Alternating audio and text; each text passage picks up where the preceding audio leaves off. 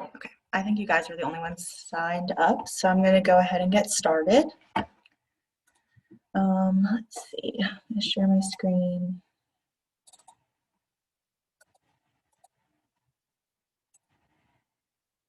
Okay. All right, so I'm Alana and I work at Vail, and today I'm going to talk with you about self-advocacy. So what is self-advocacy? It's the ability to speak and act on behalf of yourself. It's about making your own choices and working to solve your own problems. So some examples of self-advocacy to start out are getting an accommodation, speaking with your doctor about changes to your health plan, and setting boundaries within a relationship. So you do have rights, especially as a person with a disability. You have the right to work and live in the community of your choice. You have the right to access your community resources. You have the right to participate in your community. You have the right to accommodations, and you have the right to advocate for yourself and for your needs. There are also laws that apply to you to ensure that you have equal access and are successful. So some of the common ones that you might have heard of: the Americans with Disabilities Act, the ADA, which just celebrated its 30th anniversary. There's Section 504 of the Rehabilitation Act, Individuals with Disabilities Education Act, Fair Housing Act, and the Air Carrier Access Act. So all of those are in place to ensure that people with disabilities are not discriminated against. So self-advocacy might seem a little intimidating at first, just the word advocacy, especially if you haven't really done any advocacy before. But there are some ways to become better at it and to get more comfortable with it. So one of the important steps is to really know yourself, and that includes your body, knowing about your own physical and emotional health, knowing what you feel comfortable and what you don't feel comfortable with, and knowing what is important to you, what your values are, things like that. Some steps you can take. So I'm going to use an example when I walk through this. So let's say you have someone who lives on a third-floor apartment but has an invisible disability and sometimes has difficulty walking, and they need a first-floor apartment. So honing in on the issue, you don't want to say, you know, my apartment complex isn't accessible to me. You want to say, there are stairs and I need to live on the first floor. So that's kind of honing in on that, because that will help you be able to focus in. It's important to identify your stakeholders, so people who would have influence in changing the current circumstances. So for example, if you were at the apartment complex, that might be the apartment management. It's important when you are going to them to advocate to address the issue and not the person or the group of people. So you're making sure that you're not making them feel defensive, like it's about them. It's important when you talk to them to listen to their response. There might be some education needed. So for example, let's say for the person who needs the first floor apartment, the management person might say, well, you don't look like you need it. I've seen you walking around, and you can educate them a little bit about, you don't have to disclose your specific disability, but educate them about disabilities where maybe some days you're able to walk and other days you might need mechanical and physical assistance. So invisible disabilities is something that sometimes people don't really think about, people needing accommodations, and that's why accessibility is so important, because it's a general way of changing things that works for everybody. So it's important to communicate effectively. So it's a good idea might be to prepare what you're going to say ahead of time.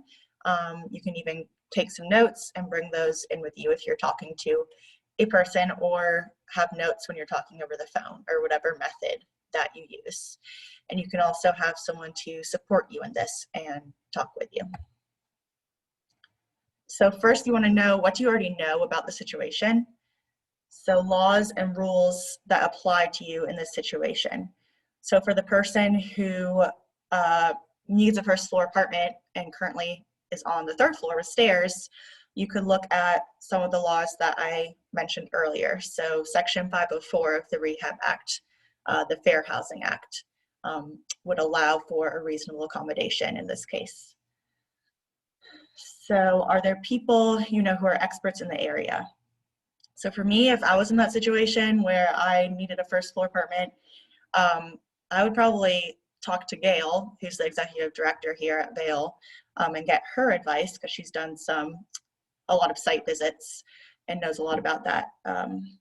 So you might look at who else might be having the same problem. So are there other tenants who have encountered a similar situation? Just kind of getting more backup on why that's needed. Looking at who holds the power. So as I said, you know, the apartment management in this circumstance, but you know, is it actually them or is it another company above them? Because sometimes that happens, that they're like the local branch and you have to go above, you have to keep going up in management and leaders. So you also want to see, do you have enough information? Do you need to do further research? Do you need to research the laws that apply to you? Do you need to get legal advice? And you want to think about the timing too. Is it the right time to advocate? So let's say you walked into the office and the person was in the middle of a really stressful situation and appeared really flustered. It might not be the best time to have a conversation that would be productive. Or, you know, for yourself, if you are moving, or you are planning to move soon, maybe you wouldn't even want to put in your energy and time into that specific situation because you have a certain amount of energy and it's important to pick your battles. So thinking about who do you know, who can you lean on for support? In terms of having other people who have the same issue and building a network, that goes more into like systems advocacy, but it still could be helpful for you in this circumstance. So what other groups or individuals, a place like Vail, a Center for Independent Living, or like the Disability Law Center of Virginia, you could call for advice, legal advice. So just thinking about what resources are available to you in your area. So what if you encounter pushback? There's a good chance that might happen. It's not always an immediate process. So initially, maybe you go in and the person says, well, I don't have any first floor apartments available. So then you kind of have to take a moment and go back and readjust the way that you are going to go about this. So at this point, the person might want to get legal assistance to make sure that the person meets their need because they have the legal right to have a reasonable accommodation. So sometimes people won't really listen to you or have different views, or there are certain policies that just makes that the policies might need to be changed. So it's important to remember that the results might not be immediate and it can be a long-term process. So because of that, sometimes it can be really tiring to advocate, and it's important to think about advocacy in the long term and how you can take care of yourself. So celebrating small wins and victories is a good way to do that. Sometimes you forget to focus on those and instead focus on the big goal that's not being met, but sometimes there are small victories. It's important to try not to take things personally. It might just be, you know, the person, the person is following the policy guidelines, so it's not necessarily about you. One way to get good at advocacy is to practice it in a safe place. So you can practice it and do role play with people that you know, or in other situations, like for example, if the waiter were to if you were to order a burger with a salad and the waiter were to bring a burger and fries, instead of saying like, oh, it's okay, I'll just eat fries, you could say, hey, I actually ordered this with a salad. And self-advocacy really just takes practice, and it can be kind of scary at first, but the more you do it, the more easier and hopefully less draining it would be. So it's also important to have your strong support system. Like I was saying earlier, identify those who can support you in this situation. So family, friends, others who have been through similar situations and can offer advice and support. And it's also important to know your limits. So if you feel like you're getting those signs of being really stressed or overwhelmed, to take a break and to practice your own method of self-care. All right, so I have a little video as an example of self-advocacy. So I'm going to stop this share. I'm going to share again. Where is it? Here. Okay. And share computer sound. Okay. Let me know if you can't hear this. Yes, my freshman year, my very first class I went to, I did what I was always told to do when going to college is, before the college starts, go into the class or go to meet the professor, which I did before school even started, and we got to talk. Seemed very nice, and so when I handed him my accommodation sheet, he looked over, he said, yes, we can give you this, yes, we can give you that, no, I will not give you this. And it happened to be recording class lectures, which is a real struggle for me if I don't get the recording, because sometimes I just don't hear things, or sometimes my brain just kind of shuts down and 5 minutes goes by and I have no idea what we're talking about. So I really had to fight that, saying I do need it. I'm not going to cheat, because it was a law class, so he really didn't want me, because it was the same lecture over and over again each year and each year. That's what I found out. And so he really didn't want me to use those recordings and sell it.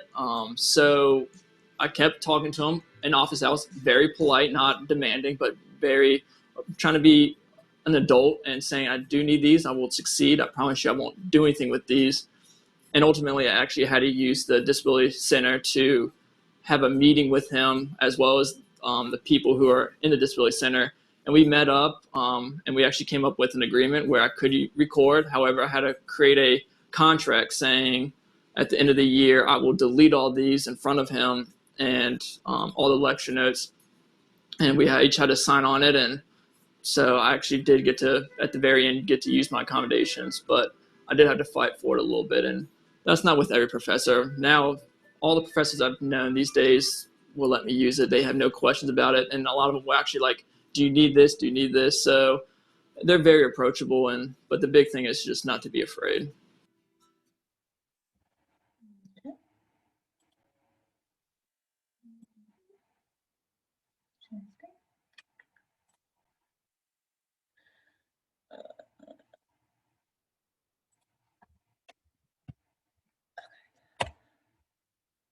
No, sorry guys. Okay.